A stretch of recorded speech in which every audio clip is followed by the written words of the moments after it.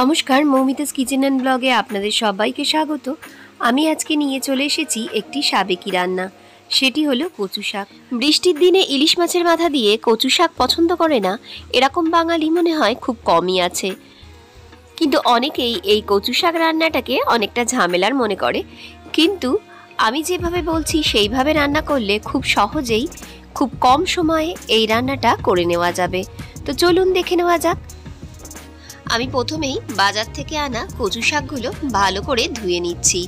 এখন বাজারে কচু শাক কেটেই বিক্রি হয়, আর যদি কাটা কচু শাক বাজার থেকে কিনতে না পারেন তাহলে কচু শাক নিয়ে ছালগুলো ছাড়িয়ে এইভাবে টুকরো করে কেটে নিলেই কচু শাক ভালোভাবে কাটা হয়ে যাবে। আমার চ্যানেলে আমি আগে কচু শাক কাটার পদ্ধতি দেখিয়েছি, আপনারা চাইলে সেখান থেকে দেখে নিতে পারেন। আমি একটা পাত্রে জল দিয়ে কচু শাকগুলো দিয়ে ঢাকা দিয়ে কচু শাকগুলো সেদ্ধ করে নিলাম।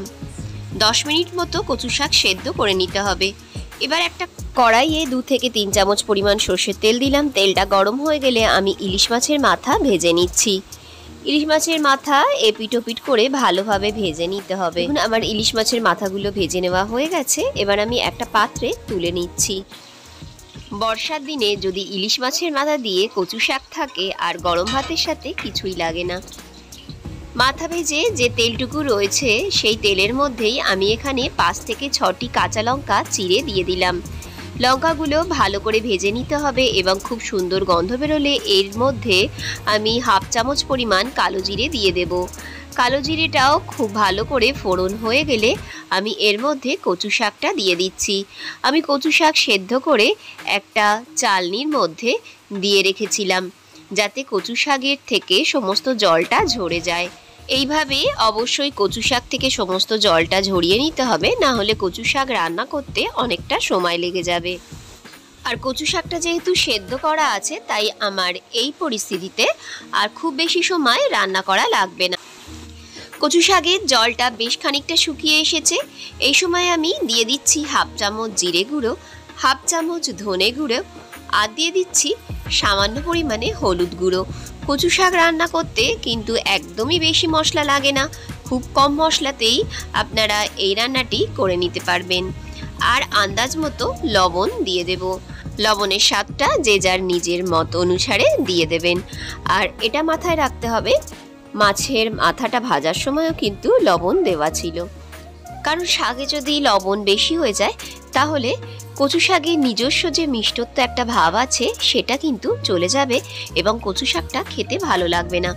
এবার আমি ভালো করে সমস্ত মশলাগুলো কচু শাকের সাথে মিশিয়ে নিচ্ছি এবং এই সময় গ্যাসের ফ্লেমটা হাইতে রাখবেন যাতে কচু শাকের ভেতরে যে জলটা আছে সেটা শুকিয়ে যায়। দেখুন জলটা আমার শুকিয়ে এসেছে। এই অবস্থায় আমি ভেজে রাখা ইলিশ মাছের মাথা দুটো দিয়ে দিলাম। মাথা দুটো দিয়ে ভালো করে খুন্তির সাহায্যে কেটে দিতে হবে যাতে সমস্ত কচু শাকের সাথে এই মাথাগুলো মিশে যায় এবং মাছের মাথার টেস্টটা সমস্ত শাকের মধ্যে চলে আসে।